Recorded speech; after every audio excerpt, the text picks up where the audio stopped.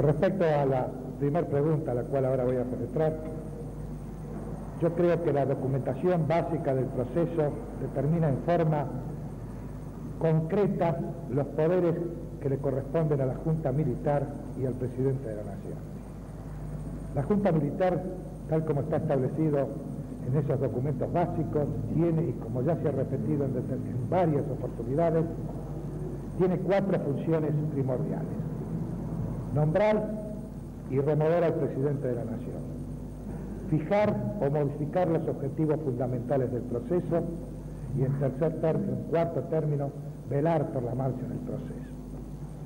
De todos estos aspectos, es indudable que son total y absolutamente claros los 3 primeros, es decir, el nombrar, el remover al Presidente en ambos casos, o el fijar o modificar los objetivos fijados para el desarrollo del proceso. Podría surgir únicamente la duda en los alcances del término velar.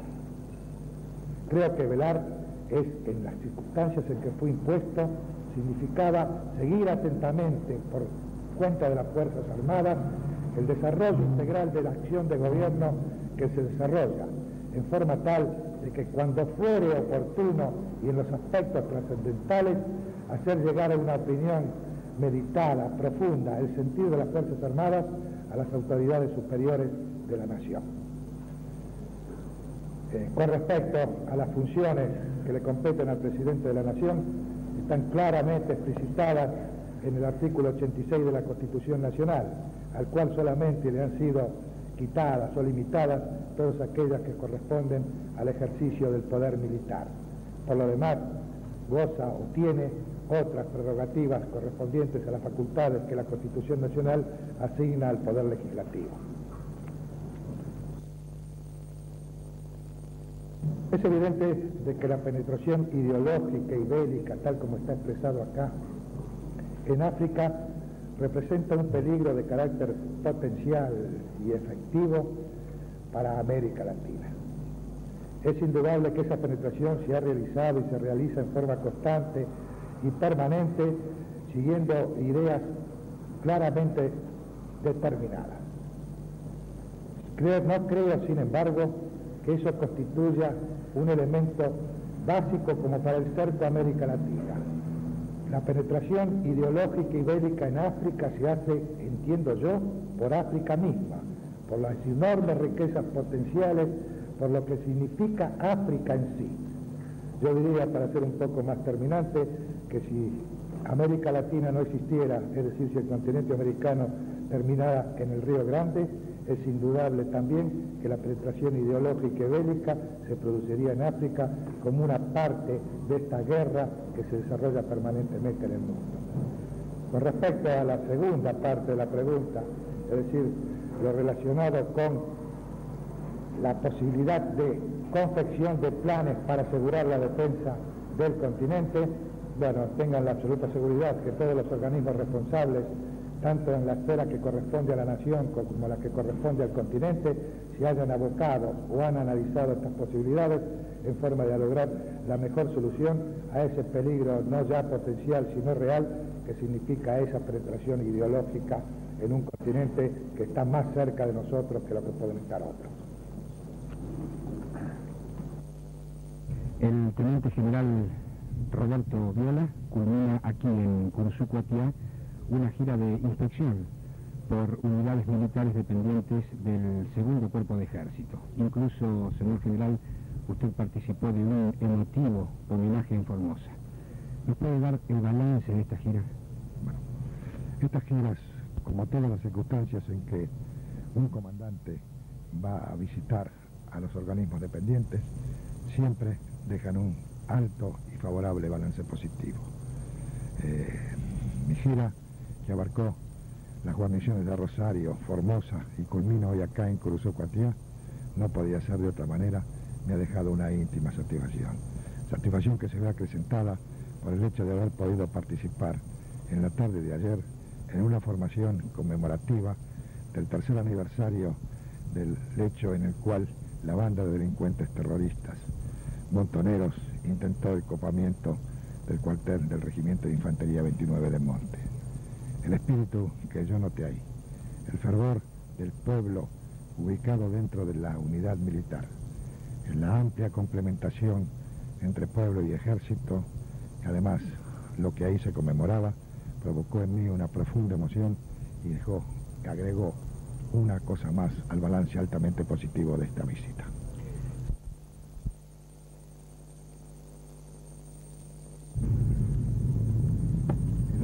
En virtud del decreto que se acaba de leer, reconocerán como director nacional de Gendarmería al señor general de brigada, don Juan Manuel Bayón, a quien respetarán y obedecerán en todo lo que mandare, en bien del servicio y en cumplimiento de las leyes y reglamentos militares. Señor general, hágase cargo. Me voy a hacer cargo, mi general. Su excelencia, señor comandante y jefe del ejército, uso del Permiso, mi general.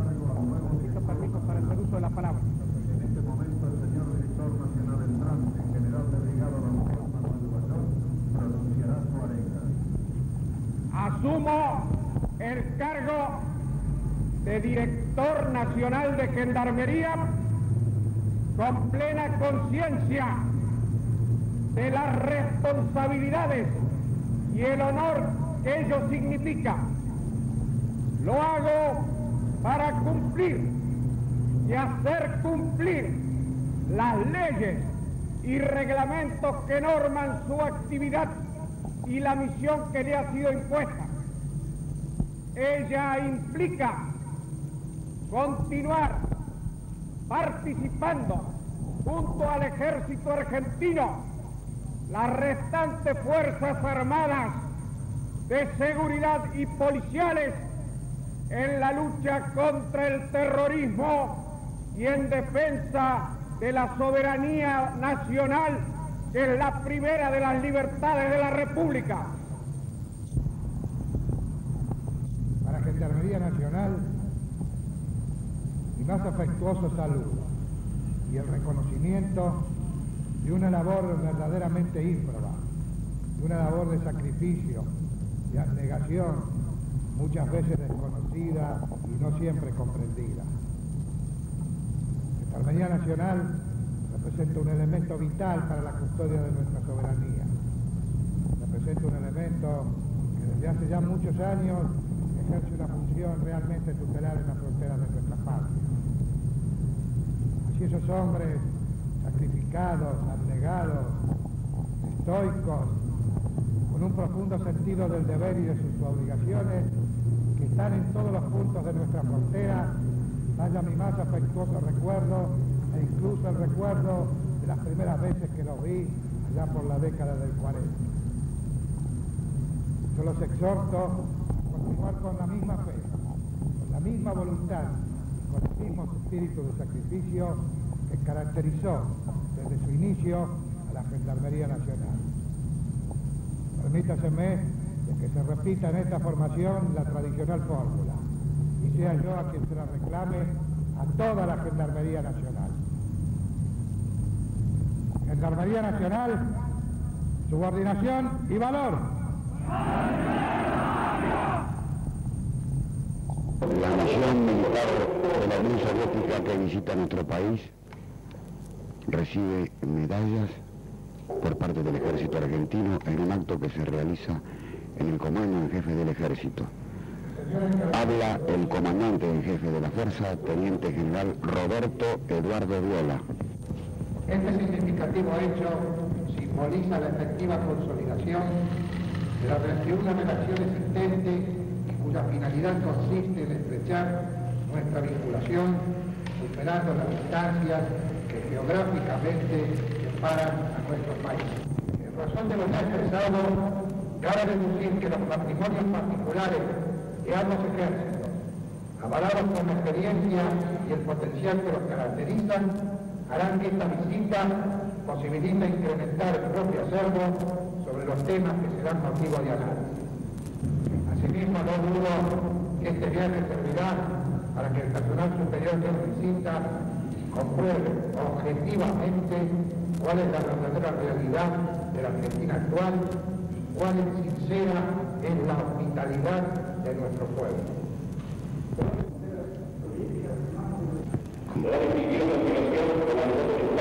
El comandante en jefe del ejército, teniente general Roberto Eduardo Viola, procede en estos momentos a entregar a la delegación militar rusa las medallas que lo distinguen como representantes del Estado Mayor General del Ejército.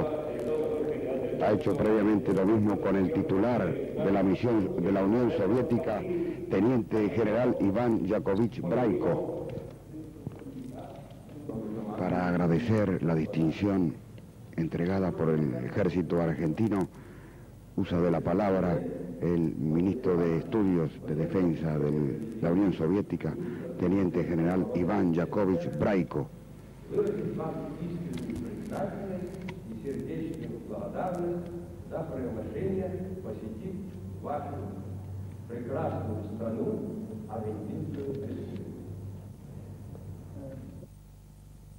En el círculo de oficiales de la aeronáutica se va a proceder a entregar en instantes un carnet y medallas recordativas como miembros de la institución a los actuales comandantes en jefe de las tres Fuerzas Armadas. Habrán de recibir por parte del brigadier Santos, presidente de la institución, sus medallas y sus carnets como socios vitalicios, como integrantes vitalicios, el brigadier general Grafiña, el almirante Lambruschini y el teniente general Viola. Brevemente se refiere al motivo de la entrega el brigadier Santos. Ofrecerle a los señores comandantes aceptar ser socios honorarios de nuestra institución. Luego de que esto fuese así aceptado, hemos buscado una fecha que fuera propicia a sus actividades para poder tener hoy la gran satisfacción de contar a los señores comandantes, es decir, la Junta Militar en pleno en el Círculo de la Fuerza Aérea. Esto es un gran honor para nuestra institución. La intención, como de todos los actos que normalmente desarrollan los círculos de las Fuerzas Armadas, es tratar de unir, si es que se puede, una vez más y cada vez con más fuerza, esos vínculos que nos unen desde el lejano tiempo. En esta modesta y sencilla ceremonia, por intermedio de la comisión directiva, le voy a hacer entrega al señor comandante en jefe del Ejército, de la Armada y de la Fuerza Aérea, la medalla y la credencial que lo hacen socio de nuestra institución. La modesta instalación en frontera del mundo.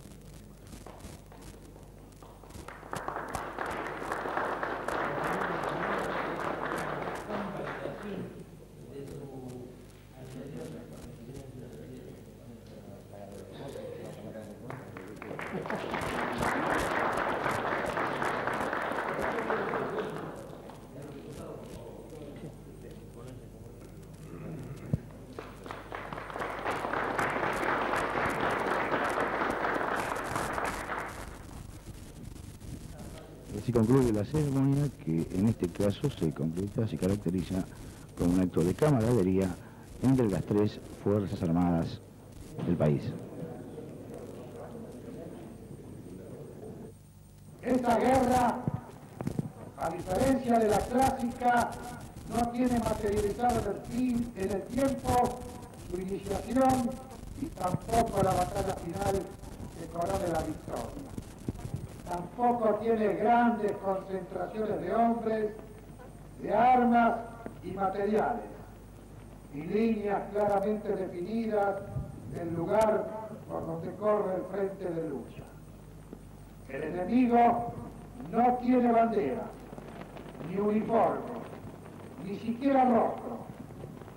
La mayoría de las veces, solo él sabe que es el enemigo. Sus compatriotas y allegados lo confunden con los propios, y por eso luego no aciertan a comprender su ausencia. Esta guerra sí tiene como todas, y por eso es guerra, una dimensión distinta del valor de la vida. Se rompen diques y barreras. La vida y la muerte se juegan en aras de la victoria. Lo peor no es perder la vida, lo peor es perder la guerra. Por eso el ejército, recuperado hoy ese valor de la vida, puede decirle al país: hemos cumplido con nuestra misión. Esa es su única y creemos suficiente explicación. El precio, el país lo conoce.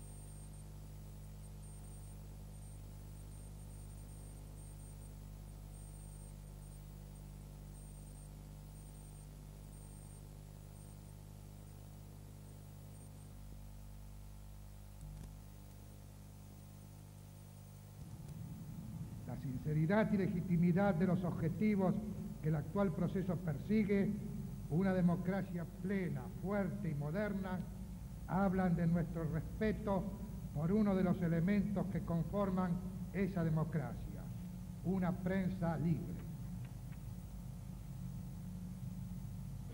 Dos son las vertientes principales que determinan la actitud del periodismo nacional respecto del actual proceso en desarrollo.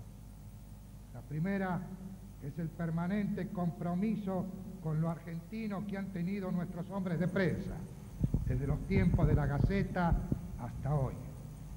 Testimonio de ello son las páginas de nuestros periódicos, cuyo contenido en general los convierte en fiel y comprometido testigos de nuestro acontecer histórico. La segunda vertiente está íntimamente ligada a la anterior y se relaciona con la convocatoria que las Fuerzas Armadas han formulado a la Nación.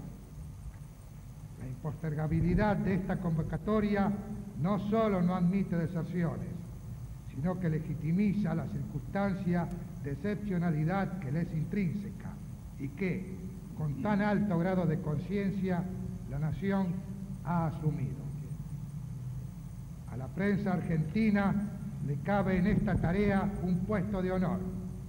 Nadie puede ignorar el valor del periodismo en la formación de la opinión pública y, por lo tanto, su responsabilidad en las actuales circunstancias nacionales. La fecha elegida para esta conmemoración, la aparición de nuestro primer periódico, La Gaceta de Buenos Aires, cuyo fundador fuera el doctor Mariano Moreno, le brindan un tono muy particular, muy nuestro. Esta conjunción que acabo de señalar, un hombre, un periódico, una profesión, proporciona los elementos esenciales para invitarnos a la reflexión. Sabemos del denuedo, los desvelos y aún los sacrificios que significan ser periodista, cuando el periodismo se lo asume con vocación y responsabilidad. También sabemos de la calidad de nuestro periodismo.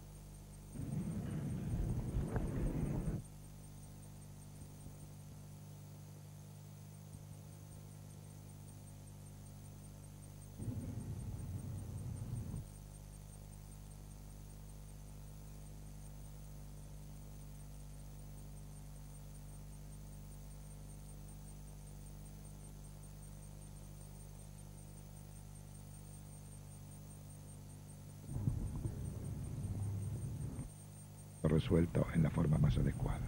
Dentro de ese panorama, señor general, ¿usted qué rol le asigna a la juventud? Bueno, yo ya lo he dicho repetidas veces. Creo que este proceso tiene como único destinatario la juventud. Y además, la juventud está cumpliendo, y en grado sumo, con las previsiones o con las esperanzas que nosotros teníamos depositados en ella. Seguro estamos que en un futuro próximo la juventud va a ser partícipe, pero entusiasta y además activa de este proceso. Señor General, feliz regreso a Buenos Aires. Muchísimas gracias.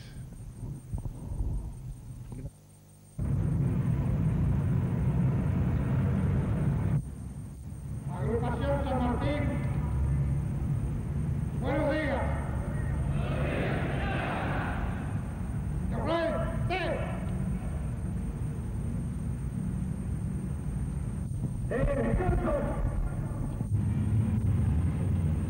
Agrupación General San Martín, saludos, dos. Descansen. En el plano nacional, los objetivos básicos del proceso de reorganización nacional que mantienen